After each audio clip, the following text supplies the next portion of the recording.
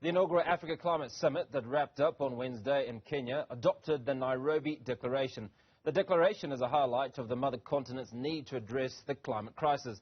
The three-day gathering also focused a lot of attention on investment in clean energy.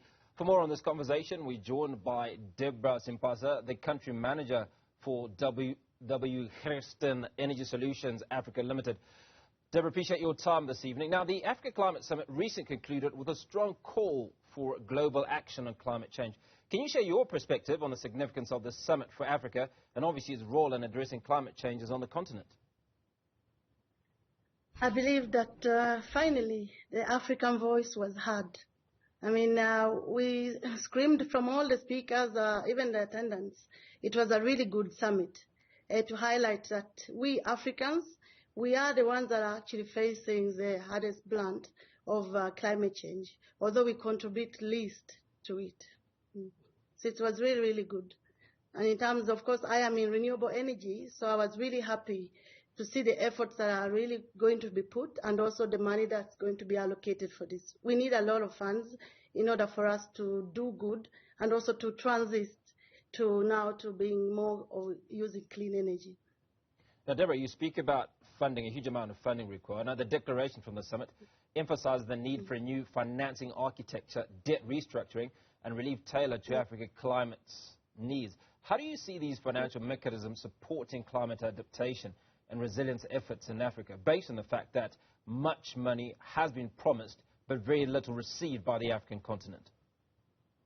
So true. I think we need to structure exactly how this money is going to come in.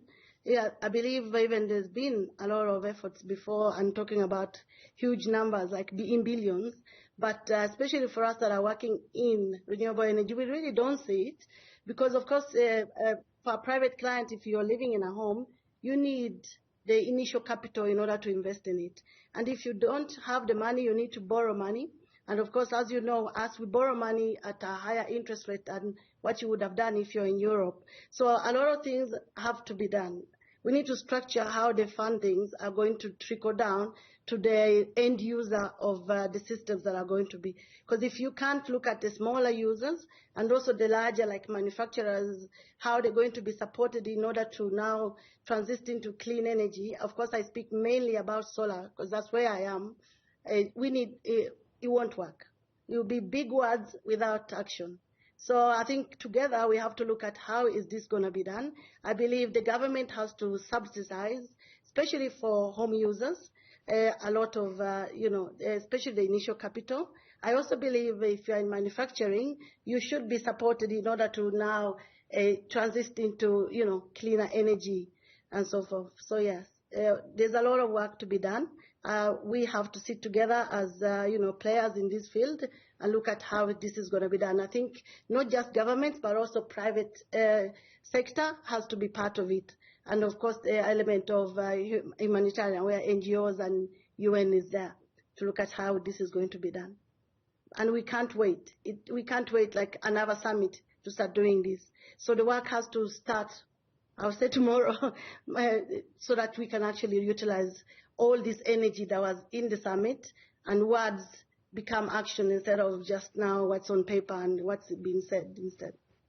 So, Deborah, if we take a look at what I might call Africa's hierarchy of needs, or any country's hierarchy of needs, just where does climate change factor when we take a look at some of the challenges that many of the countries on the African continent are facing? If we take a look at South Africa, for instance, floods in KwaZulu-Natal several months ago have left a trail of destruction and devastation, which has not been completely attended to. If we go into the Horn of Africa, fighting has left millions of people homeless. People are hungry. There's also challenges with drought in those areas. So where would climate change fit in, where these huge challenges exist already in these many countries on the African continent? Yes, of course. In order to tackle all this, we need money. And our governments have been struggling. I mean, with the biggest famine that we've experienced in decades, things have to happen. If the governments have to now channel funds from maybe education and, decent housing and so forth now to cater for all these losses, it will be difficult for them. So Africa has to be compensated in order for us to now to cater for that, all those problems that I've incurred. Of course, people are going hungry. I mean, we are in an emergency where we can't wait, and it has to be, looked at almost immediately. The way I see it, of course, I'm not to blame or to put blame the way our president was saying, President William Ruto was saying that maybe we shouldn't blame. We look at now and see how we can unite. But of course, the people that are contributing mainly to the carbon footprint should be paying more. And the money is actually being started to be collected, but it's not trickling down to us. So it needs to be channeled. And it can't just be channeled directly only to the governments, but also to smaller players, to buying the food and etc. So, I mean, to quickly supporting the individual on ground that is actually facing these problems. Now, Deborah, one of the things that I would like for us to talk about is the partnership between the African Development Bank and GFAN to support climate change. Can you share your perspective on the significance of this summit for Africa and certainly its role in addressing climate changes on the continent? I mean, we have several conversations. You've indicated that you are happy with the conference, but are you convinced that the money will actually come through? Thank you. I am happy with the conference because we made the noise. We actually spoke our words. Usually we are just invited to the summits, but now we were the hosts. So we were united in our voice, and I think the message was clear. But now taking the right steps in order to channel the money that has been promised. You saw all those big checks that were signed. It has to be done. It has to be done so that it doesn't become just bureaucratic and it doesn't just stay in institutions and governments don't just open up new departments on how to tackle this. They need to put in now the people that understand what's happening and also the right stakeholders to be part of this so that the money can be channeled quickly. Otherwise, it will be another fund or another promise that was not delivered. So I would say we need to change the structure on how the funds are channeled today. And that discussion was started already at the summit. I saw a lot of efforts. But we can't stay on the efforts. Now, quickly, we have to take the steps so that the money can come out. Well, the announcement of $1 billion to boost access to climate finance for African youth is obviously an exciting development. How do you envision this funding empowering young Africans to contribute to climate resilience and certainly some of those mitigation efforts? I mean, this is a young nation. I mean, it's led by youth in a way because, as you can see, the general East African, I was just saying quickly, the East African is a young person. It's below 25 years old.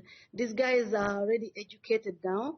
They are great thinkers. We have good structures in place actually for the nation and also for the region in the sense. So let's look at which institutions should be the ones to be part of this.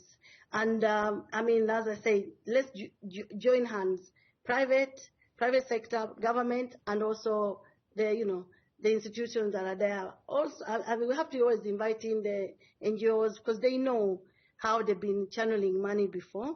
So same thing with, of course, UN agencies. They are already in place.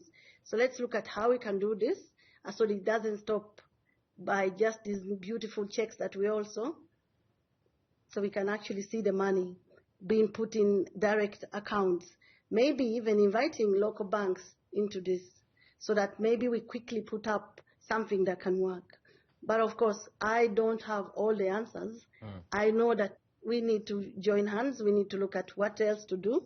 How can this money be channeled? Do we even have mobile banking, which is something that is really quick? It can even reach to the rural areas. So, I mean, just by using a phone, your money can reach. We just need to look at who needs the money quickest, how are we going to channel it out, and in what amounts, and so forth. And finally, Deborah, hopefully you've got an answer to this question. And it speaks to your passion and excitement around this conference. What was the attendance like by the rest of the African continent? I mean, there are 55 countries on the African continent. Were they all equally represented? Did you get the sense that all the African countries are speaking or singing out of the same hymn book? I would say the majority were, because we had over 20 dignitaries or presidents around. I mean, of course, we can't always have all of them, but I think the attendance, because I attended and I saw quite a lot of dignitaries entering the conference. So I would say no. Of course, some were not, like my own country, motherland, which is Uganda. Our president was not here, but they had a huge delegate from Uganda. So I won't say that we always need the top to be around, but quite a lot of people attended. There were some problems, of course, with registration and so forth. I think it's disturbed quite a lot of people, because if you could not register, you could not enter the conference. And then even if when you registered, you could, I remember there were a few that had gotten the confirmation, but they were not in the system. So there were a bit of hiccups here and there. But overall, this is the first conference that Africa is organizing. I will not be the one to complain too much. We know that there is a few problems here and there. But in general, I believe most of the African countries were represented, although they might not have had maybe a president around. Deborah, I certainly appreciate your time this evening. That was Giertsen Energy Solutions Africa Limited Country Manager, Deborah Ssempasa.